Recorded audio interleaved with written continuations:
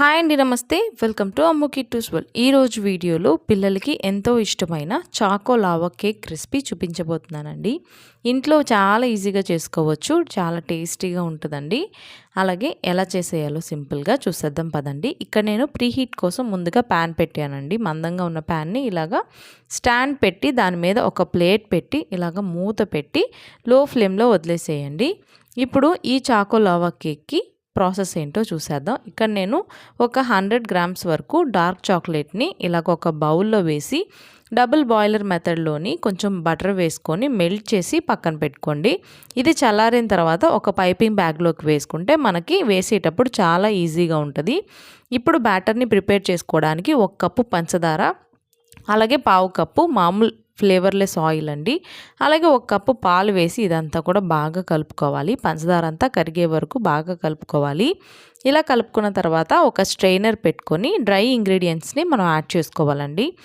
ఇక్కడ 1 కప్పు పంచదార తీసుకున్నాం కదా, దానికోసం 1.5 కప్పు మైదా, అలాగే ఒక పావు కప్పు వరకు కోకో పౌడర్, 1 స్పూన్ వరకు బేకింగ్ పౌడర్, ఒక పించ్ సాల్ట్ వేసుకొని ఇదంతా బాగా జల్లించుకోవాలి. ఇలా జల్లించుకున్న తర్వాత కట్ అండ్ ఫోల్డ్ మెథడ్లోని ఇలాగా ఇదంతా కూడా బాగా కలుపుకోవాలండి.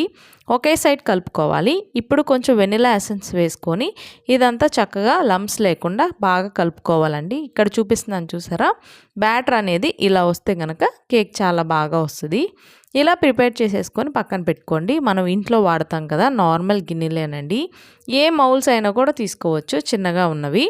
ఇలాగా ఇక్కడ చూపిస్తున్నట్టుగా అల్యూమినియం మౌల్స్ ఉంటాయి కదండి, మామూలుగా పేపర్ కప్స్ లాగా, అవి కూడా తీసుకొని ఇలాగ ఆయిల్ గ్రీస్ చేసుకొని ఇలాగ కోకో పౌడర్ని డస్ట్ చేసుకున్న తర్వాత మనం కలిపి పెట్టుకున్న బ్యాటర్ని ఒక గుంటగరిటె తీసుకొని దానిలో ఇలా వేసేసుకోవాలి.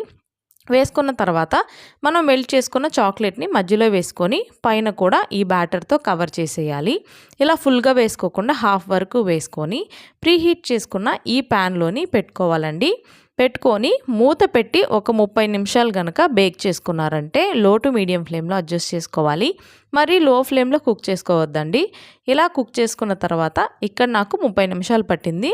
ఇప్పుడు ఒక టూత్ పిక్ తీసుకొని ఇలా సైడ్లో గుచ్చాలండి. మధ్యలో చాక్లెట్ ఉంటుంది కదా, సైడ్లో గుచ్చి ఇంకా టూత్ పిక్ కనుక ఏమీ స్టిక్ అవ్వకపోతే ఇంకా కేక్ రెడీ అయిపోయింది. ఇప్పుడు వీటిని తీసేసుకొని చక్కగా చల్లారనివ్వండి. అలాగే మిగతా వాటిని కూడా ఇలాగే ప్రిపేర్ చేసుకొని పెట్టుకోవాలండి. చూసారా, ఇవంతా కొంచెం చల్లారిన తర్వాత నేను డిమౌల్డ్ చేస్తున్నాను.